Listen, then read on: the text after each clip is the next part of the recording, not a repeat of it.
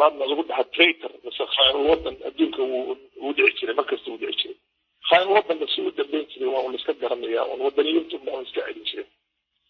dagaalka adduunka koowaad ay dhici jirtay oo maartay niman ingiriis oo wadankooda teekayaan jarmalka la shaqeeya man jarmal wadan ninkasta khayr wadan uu jiray markasta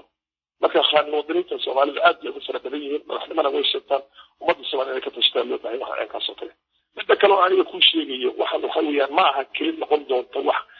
qabiil iyo astaantaada way fara badan tahay qabiil baa tahay oo Soomaali baa tahay hal qabiil baa tahay hal qable hal feature leh hal dhaqan leh hal diin leh diintaadana sidii lamid ah ayaa maaragtay loo soo dagaalamaya حتى مركز قبل كانوا واحد جاء التلفزيونات فرض بدن وهذا مثلا لا كستو دمو وحنا كم مقطع نظام معركتي علماء الصوب هيسو بدك وعدين هيسو بدك شيء هيسو سيدي ما أنت إلهي الله عبد الله وراجل الله سمعنا لها مسكوح لها توفير مكة كل الكشرات وإثيوبيا كصوبها ومد أنت لما عنيلي والله بطلق على إن سيدي حبشيدي تجريد العيارتين أو كلا إن لبسوا نحضره يغفر الله تنكسع كسعتاي عنك حتى الدين بالله موضوع أو الحج من قبل خمر أنا عبد صلاة مش تكرين مركز سوريا بروموشن هي ما أعرف إيش أنا كرلو هذا إيش في عمل السنة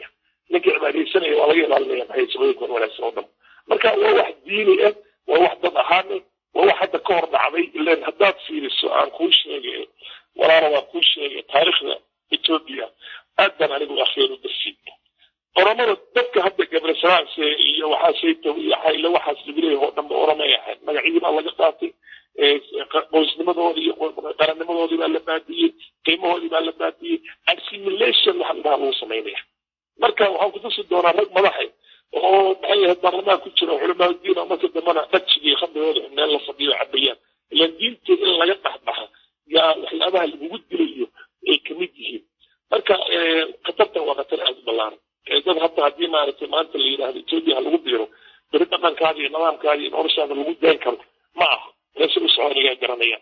luqadda way baabaysaa maxaa lagu wada hadli doonaa urmada Soomaaliya koonaysa afartii waa lagu qastaya Soomaalida in kastoo dhan baa lagu qastay Ethiopia marka la joogo waxa weeyaan dhaqan hadda maanta bilaabay macnaheedu la khasmay jiray Yohana khasmay jiray tawadud hayl salaas ilaa ay mangistu hayl mariya ilaa ay kii hadda meesha batay wadan dadkan waa dad semitik dhaqankoodii baa soo ahaa muddo dheer bay waxay soo wadeen welina inay ka salgaaraan way rabaan inay hawsha ilayaan oo Soomaali laqaan adiga marka inka guursanayso milyan marka wax kasta la isku qaada marka weyn ka badan oo khayraadka milan oo ku nooshay marka Soomaali haday Soomaalida doonay inay maartay la ilaaliyo ay ku dhicin waxa xisaab khatarta soo socota khatar yaro caadi ma